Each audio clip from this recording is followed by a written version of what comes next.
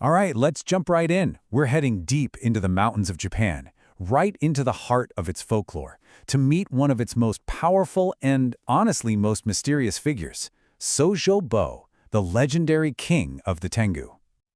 I mean, that one line just sets the scene perfectly, doesn't it? It tells you this isn't just any location, it's an atmosphere. Mount Kurama isn't just a mountain. No, it's a sacred place where the line between our world and the spirit world gets blurry. And that's exactly where our story begins. So who is this Sōjōbō exactly? Well, he's got a few titles, like High Priest of the Mountain. But the big one, King of the Tengu. And you gotta understand, the Tengu are the elite, the heavy hitters of the Tengu world. So yeah, he's not just some monster in the woods, this guy is royalty. And just look at him. His whole story is written right there in his appearance. He's ancient, imposing. That long white beard, it screams age and wisdom. And that super prominent nose, in Tengu lore, that's a direct symbol of his incredible authority. And, let's be honest, a whole lot of pride. But here's the wild part. He's wearing the robes of a Buddhist priest, but then you see those eyes, fierce, untamed, like a bird of prey. The guy is a walking paradox. You know, when we talk about a supernatural tension in the air, that's not just some flowery description. The legends say his power is so immense that it literally changes the atmosphere. It's like a warning from nature itself, a kind of spiritual force field telling anyone who's unworthy or disrespectful to turn back, right now. So you can't be a king without some serious power, right? And Sōjōbō's abilities are, well, they're the stuff of legend. We're not talking about cheap tricks or little illusions like some lesser spirits. No, this is the real deal. We're talking about abilities that are basically godlike. First up is his iconic weapon, the Hachiwa. Now this is way more than just a fan. It's made from 7 feathers. Some stories say they're from the wings of the divine bird Garuda itself. And with one little flick, he can kick up a storm. I mean, literally, he can summon devastating typhoons. He holds the power of nature right in his hand. And if controlling the weather wasn't enough for you, how about this? He's a master of shukuchi. This isn't just super speed. It's the ability to fold space. He can travel huge distances in a single, impossible step. He's basically everywhere and nowhere all at once. But honestly, all that physical power is nothing compared to his mental game. This is what makes him truly terrifying. He can peer directly into your heart, read your mind, see your true intentions.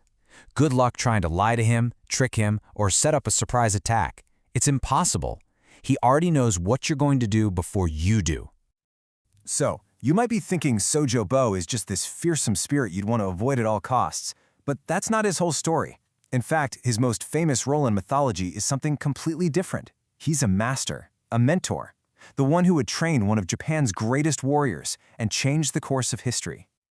The story goes like this. A young, exiled nobleman named Minamoto no Yoshitsune is on the run, and he seeks refuge on Mount Kurama. Sōjōbō sees him and recognizes something, this incredible potential mixed with a really tragic destiny, and decides, okay, I'm going to take this kid under my wing. And the impact of this mentorship was just profound. Yoshitsune shows up as an exiled boy fleeing for his life.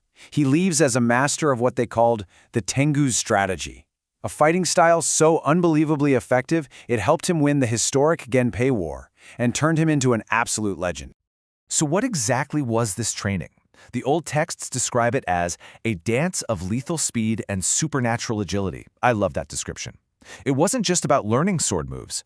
Sōjōbō taught Yoshitsune to fight in a way that defied human logic, to move with the grace and deadliness of a spirit.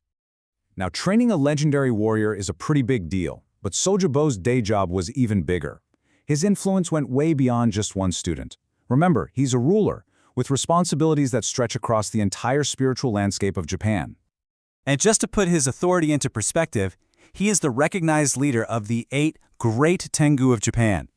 Below them, he presides over a hierarchy of thousands upon thousands of lesser spirits all across the country. His word is basically law in the spirit world. And as a ruler, he's got duties. He acts as a kind of cosmic judge, punishing corrupt priests who abuse their power. He's a fierce protector of the wilderness, defending the mountains from human exploitation. And for those who show him proper respect, he can even act as a Tengu Jin, a protective deity who can grant blessings and ward off misfortune. So, what does Sōjōbō really represent today? Well, he's become more than just a myth. He's this powerful cultural archetype, the strict hidden master. You know the type. It's a figure we see echoed in stories all over the world. And what's so fascinating is the paradox at his core. He's a monster defined by this incredible pride, yet he teaches the value of discipline. He's an enemy of the established human order, but then he intervenes to help restore a rightful heir to power. He is both chaos and order, monster and master. And that really gets to the heart of what he represents. Sōjōbō is the bridge. He connects the raw, untamable power of the spirit world with the refined, technical skill of the human warrior. He shows that to achieve true mastery, you really do need a piece of both. And this isn't just ancient history locked away in a book. His presence is still felt.